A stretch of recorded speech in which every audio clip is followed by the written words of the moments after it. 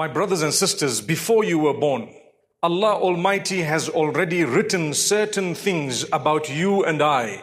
The exact time of birth, the exact time of death, whether or not we will be fortunate, and at the same time, the sustenance that will be ours, the tests and the major challenges. So the major aspects of your lives and mine were written prior to your birth. Now, the tests that you were going to have, are going to have, shall have, are also determined by Allah Almighty. ما أصاب من مصيبة في الأرض ولا في أنفسكم إلا في كتاب من قبل أن نبرأها إن ذلك على الله يسير.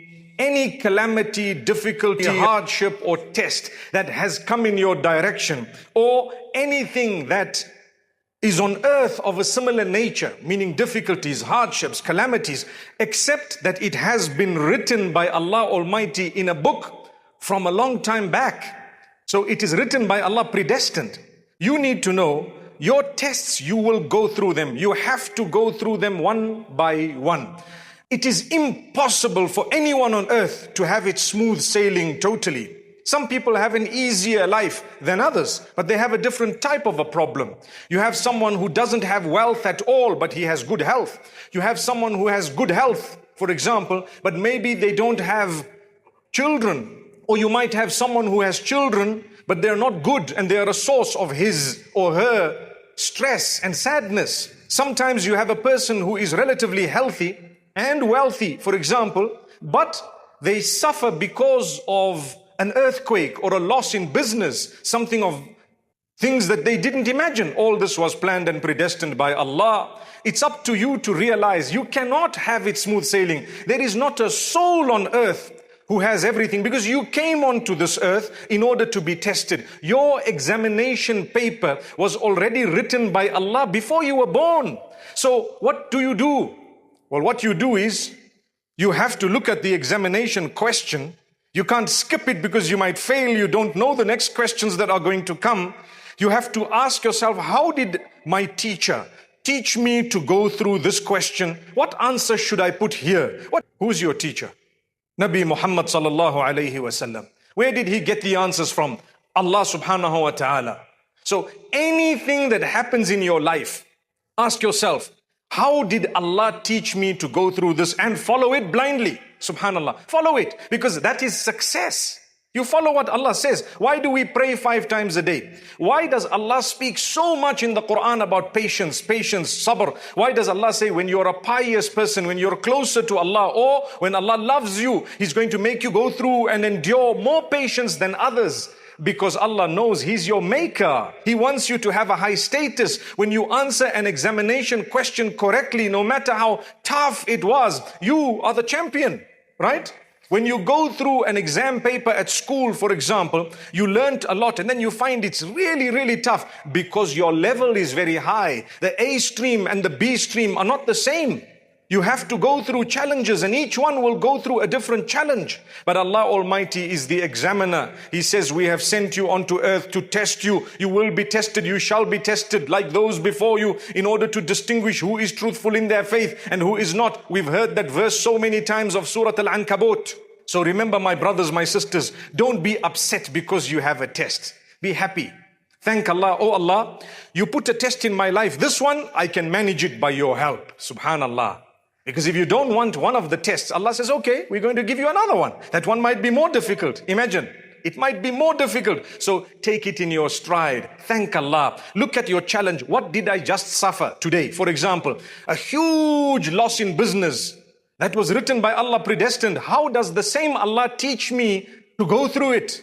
What does He say? He says, bear patience and pray a lot. Ya ayyuhalladhina amanu ista'inu bis-sabri was-salah. Inna Allaha ma'as-sabirin. O you who believe, seek assistance through your difficulties, hardships, whatever it may be, by engaging in patience, forbearance, endurance, and at the same time prayer. Pray a lot. Come close to Allah. This is nothing. This worldly life, you came on here with zero. You were nude. You were naked when you were born. So whatever you have right now is plus. You see what we mean? If someone were to ask you, do you have more now or the day you were born? You have to say now, no matter what you have, even if you've got very little, because you know what? When you are being buried, you will be buried with more than what you actually brought onto the earth, because you have 2 pieces of cloth, yet when you were born, there wasn't even 2 pieces of cloth. So it's Allah's plan to show you, man, you came onto the earth, we provided for you, didn't we? We may not have given you the luxuries you wanted because it was part of our test. Like I said, some people come with different tests. Allah says, لا يكلف الله نفسا إلا وسعها. Allah does not burden anyone with more than he or she can actually shoulder. If Allah's sent a challenge in your direction, He knows you can cope. He knows you can manage. He knows you will manage. So don't complain to anyone besides Allah. Allahumma inni ashku ilayka dha'fa quwwati wa qillata hilati. The Prophet, peace be upon him, used to say, oh Allah, I am complaining to you regarding my own weakness, yet he was the strongest. Oh Allah, I am complaining to you regarding my inability, yet he was the most able from all of us, subhanallah. So what about you and I? We will go through hardship. We may go through a health problem for a year, 2 years. Take it in your stride. Do not swear Allah. Do not let it make you angry and bitter. Become a good person. Bear it with patience. And thank Allah. If your problem makes you a better person, it's a gift from Allah. And if your difficulty makes you bitter and ugly and makes you drift away from Allah, it is perhaps a punishment from Allah. No one on earth will have what they want. Everyone has a unique set of examination questions set by none other than Allah, who made you and I. You will not have 2 days the same. Days will come with challenges. Imagine people fought the best of creation, Muhammad sallallahu alayhi wasallam, by preparing armies to go and fight him. What did he say? With the help of Allah, we will not fail. People planned to kill him so many times. What did he do? There were days when he had very little in terms of material wealth, yet Allah could have given him everything. What did he say? What did his family say? They were patient. They looked at what Allah said and the way Allah has chosen to solve this particular problem, and that is the answer. That is the answer. So you don't have an answer from your pocket or mine. Sometimes we have a challenge and we think we want to solve it our own way. No, it came in your direction. What does Allah say about this? What does the messenger say about it? That's what makes you a Muslim and a mu'min. If you do not want what Allah and His messenger have said in terms of solution to your issues, your matters, your problems, then you can expect nothing but failure and regret, because Allah is your Lord and mine. We say we are believers, but wallahi, we have a lot to look into in order to confirm, are we true or are we just paying lip service? That is why Allah says, وَلَقَدْ فَتَنَّ الَّذِينَ مِن قَبْلِهِمْ فَلَيَعْلَمَنَّ اللَّهُ الَّذِينَ صَدَقُوا وَلَيَعْلَمَنَّ الْكَاذِبِينَ. We have tested all those before you as well in order to distinguish who is truthful and who are lying. Lying in what? In their claim to believe in Allah. If you believe in Allah and there is a huge earthquake, yes, it is difficult. Yes, it is tough. Yes, we will try and help. Yes, you may cry. Yes, you are a human being. You may find it extremely difficult. But I promise you, with the help of Allah, you will survive. You will make it. You will come out of it. And ultimately, when your time is up and your examination is over because the duration is up, you cannot keep writing. The books have to be closed and you have to go. At that point, nothing is going to delay you, nor is it going to bring you earlier. You can't say, oh, and now I know the answer for those questions, let me go back. Too late. The invigilator will actually cross you off if you were to cheat or you want to delay further. Allah is the creator. Inna ajal Allahi idha jaa la yuakhkhar. When the prescribed time of Allah for you, for anyone, for anything comes, it won't be delayed. It can't. In another place, Allah says, لا يستأخرون ساعة ولا يستقدمون. They are not going to be delayed by a moment, nor will they be brought forward by a moment. It's your time. It's up. Take it in your stride. You came onto the earth. Where were you before you came here? Well, trust me and trust Allah that wherever you were, you're going to go back. That's all. Is it a bad place? Well, if I've tried my best on earth to be a worshipper of Allah, to solve my problems according to what Allah and His messenger have dictated, and I've tried to be a good person to others, I don't need to fear. I don't need to worry. So many times Allah says, لا خوف عليهم ولا هم يحزنون. No need for those people to fear. No need for them to be sad. For which people? Those who kept trying on earth. You're a human. You have faults. You may sin from time to time because of your human nature. You might end up sinning, but it's not because you defy Allah. It's because you're weak. The solution to that is keep seeking the forgiveness of Allah. Keep asking Allah's forgiveness. That's why we say when something really bashes you in the face in your life, boom, and suddenly a limb was amputated, or suddenly a huge loss in business, or suddenly you've lost a loved one, or something major happened. You know what? Yes, we say, Inna lillahi wa inna ilayhi raji'un. What does that mean? What does that mean? A lot of us, we grew up just saying it without actually thinking what it means. It means I belong to Allah in the first place, and guess what? I'm going to go back to Him anyway. So everything that came or went was from Allah, went back to Allah. وَاعْلَمْ أَنَّ الْأُمَّةَ لَوْ اجْتَمَعَتْ عَلَىٰ أَنْ يَنْفَعُوكَ بِشَيْءٍ لَمْ يَنْفَعُوكَ بِشَيْءٍ إِلَّا بِمَا قَدْ كَتَبَهُ اللَّهُ لَكَ. The Prophet ﷺ, in powerful advice, he says, you need to know, if the whole nation, everybody gets together to help you or to harm you, they will not be able to help you or harm you except by that which Allah has written for you or against you. Otherwise, they can't do it.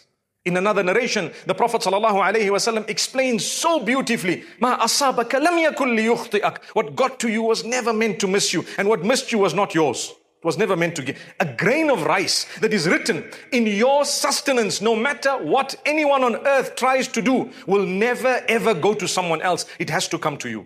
A grain of rice has to come to you. You have to eat it. It has to go through your system. Allah knows the finest of detail.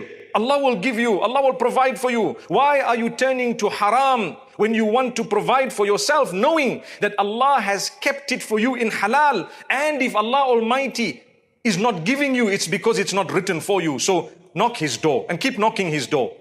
Calamity and hardship, generally what we have seen, it comes in cycles. Look at Yusuf alayhi salam's story. 7 years they had ease, 7 years they had difficulty, then they had ease once again. Sometimes you might face difficulty for 7 days, for 7 months, for 7 years. But after that, guess what? It's coming. Be patient. Your day is coming. It's coming. And if Allah's written your death before that day, go. No problem. We will go. But we won't go complaining to Allah. We will go happily, thanking Allah. Oh Allah, you gave me a life. Many people, you ask them, are you ready to go? No. Why? Because, hey, my wife, my children, my whoever else, you know what? It doesn't stop. If you pass away, they will continue. They have to carry on. There is no way that they cannot carry on. It's the plan of Allah Almighty. Imagine, my brothers, my sisters, if each one of us were given their own date of death, you choose. I think most of us wouldn't want to die before 100. But even then, subhanallah, when you start getting ill, you start getting sick, you're a burden on everyone. What's the point at that stage? That's why you make a dua, oh Allah, keep me alive for as long as you know life is good for me. Take me away when you know it's good for me to go. It's a difficult dua because you might go today. Allahu Akbar. But isn't it the most honest dua? Are you a true believer? You have to go. Why do you want to go after you were a burden to everyone and they say, phew, he's finally dead. La hawla wa la quwwata illa billah. I'd rather go healthy without having been a burden to anyone, and life will carry on for everyone else.